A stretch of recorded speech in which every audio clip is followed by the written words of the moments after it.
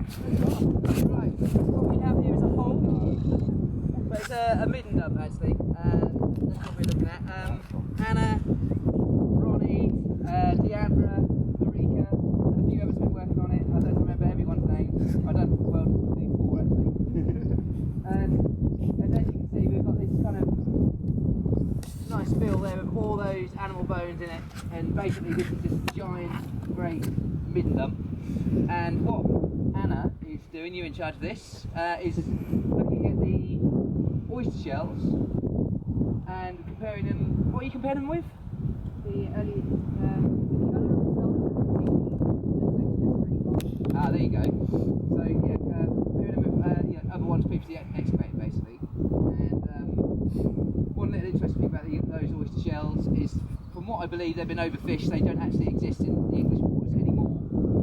They were overfished during Victorian times, so you know they're what the Saxons are eating. We can't no longer eat, unfortunately. But any sort of questions about this? I mean, it's quite self-explanatory. Really. It's a big hole with rubbish in it. What more do you want? When you say comparing it,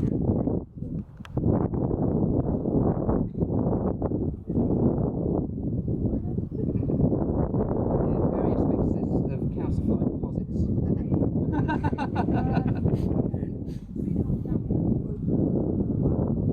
Cool. We'll move around the structure then, and I'll introduce you, and then Len will finish off. Oh. There you go. Thanks. Yeah, so we started excavating this last season. I'm sure it's pretty obvious. You can see all the walls around the edge. We've taken like 50% out of the fill out so far. I think we haven't actually got much datal evidence, but I believe it's late Anglo-Saxon. Yeah, definitely. Yeah, but we've only got literally 5 shares out of it. So what the plan is this week is we're going to take the rest out and hopefully get some more datable material. Kind of some of the interesting stuff about this is that at this we've got 2 walls on here on this end, and at the other end you can just about see them. We've got each of the to show you. 3. So I mean, very shallow, this one. Yeah, I mean they're too small to be any sort of room. So what it looks like they've been doing is when the wall kind of rocks on the rocks, they've just kind of dug another hole and stuck up another wall. So it just looks like different phases of the building. So they're just repairing the ends. So you can also see this kind of crosses going here. So you've got one ditch going along here, which is after the building, and this ditch going north-south predates it. So we're hoping that we'll be able to get some datable material out of both of those, just to really kind of close up the chronology. It's east-west aligned, which is kind of unusual for our site, because most of our buildings are north-south. I think we've had 2 others that are east-west aligned. All of last year, everyone was saying it was a shit, really. I don't think it's a shit. We have a specialist Anglo-Saxon who says it needs an apse. There's no We apps. haven't got one. Yeah. So we take her word for it. Yeah. We're not entirely sure what it is. Al? Well, I've heard Phil say things like smoking house, cow shed, or you definitely have an industrial purpose, but at the same time we haven't found much evidence of that either. It just seems to be an empty shell at the moment. But hopefully Phil. Phil. Well, hopefully Phil will do some phosphates on it. Yeah. So that might give us a bit more information for animals. As Phil's mentioned quite a lot, as I've heard on his site tours, because he does many. This whole area basically is very active in its sort of in the phosphate reading. So he just basically said this is a smelly area. You're probably not likely to have like a significant building, sort of domestically or for religious purposes, in such a smelly area. Not when there's so many other industrial processes going on. And that seems like a reasonable assumption to me. So I think that so far we can kind of say what it's not, and that's about it, really. Nothing to add further onto the building. Do you want to go on to the... Yeah. Yeah, you can see the 2 sections we've taken out here. they're very steep-sided slots, and they seem to have post holes in them as well. So it looks like That deep? Yeah. Ooh, So, yeah, very deep. And they seem to respect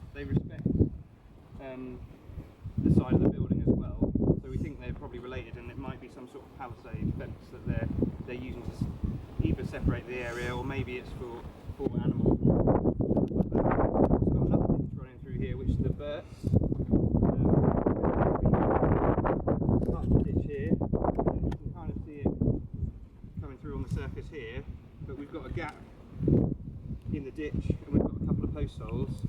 So we've been kind of discussing it this week, what it is. Maybe a gate, entranceway in the fence. We'll find out, I'm sure.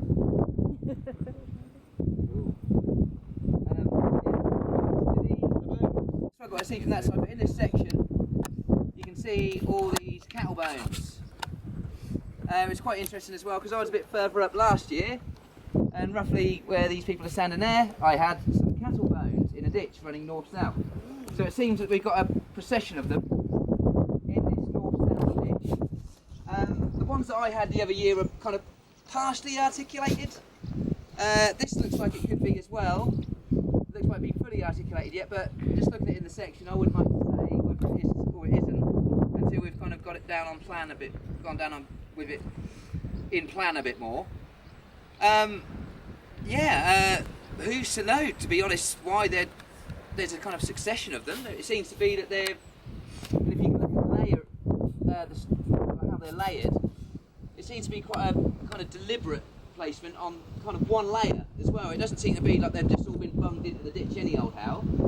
It seems to be sort of deliberately placed, so there could be significance in that. Obviously, it's hard to tell why cows would have ended up in ditches like that. Does anyone know anything about Saxons at all? Because I couldn't tell you why they would have done that, unfortunately. They just fell in and couldn't get out. Yeah. Just worked it in. Yeah. Took the bad time to sunbathe. Yeah. But yeah, it's just quite good that they're showing up like that. I mean, we're going to need sort of, to investigate that a bit further to try and determine as to why they might be placed there like that. But that is, it's quite an interesting find, but that's all we kind of can say at the moment, really. I mean, Alison, you were doing it the other day? I did notice that there was some pig and chicken coming out of that corner too. Some chickens? Little chicken bones. Ah. Just a couple of them. Oh, okay. So there were several species represented, but more on the far end of the street. Oh, okay. So it just could just be like they're dumped in there then, but they just happen to be particularly organised. Yeah. So who knows? It could just be like a ditch with people. Yeah, someone just happened to be quite a neat dumper of cow bones. They're not out, they're not cooked. Are they burnt? No, they don't look like they're burnt. It looks like it's.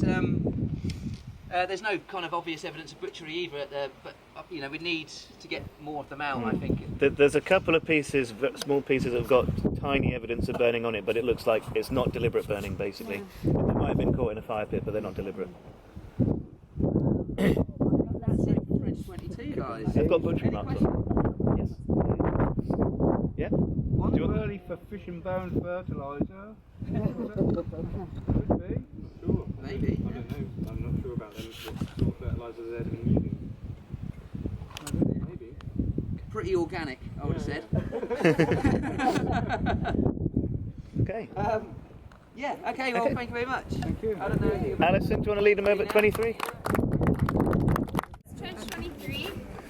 In previous years, this was trench 17 and 19, just in the center. And they uncovered 2 ovens, grain drying ovens, as well as a structure that was very deeply cut. You can see most of the backfill out, but not quite all of it. We're trying to preserve that surface for the time being. And there is a very nicely preserved wattle and dog wall in the section.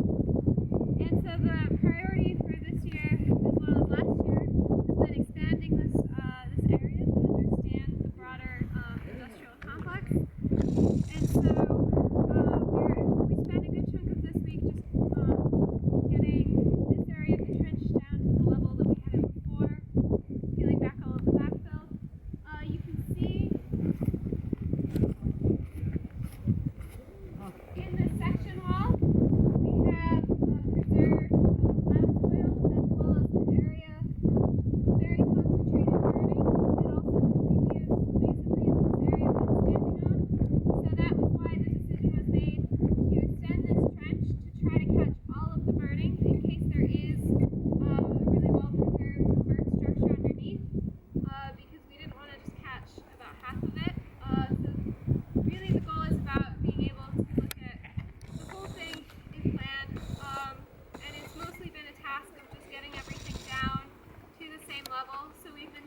really focused on taking that bit down. So we're working on a very difficult slope. And so on the western end, it slopes substantially upwards, and then it does lower a bit coming down here. So we're basically just trying to follow the slope, expose that layer, and then we'll be ready to take it off, and then hopefully have more really well preserved structures like in past years. Any questions? All right. Thank you, Alison.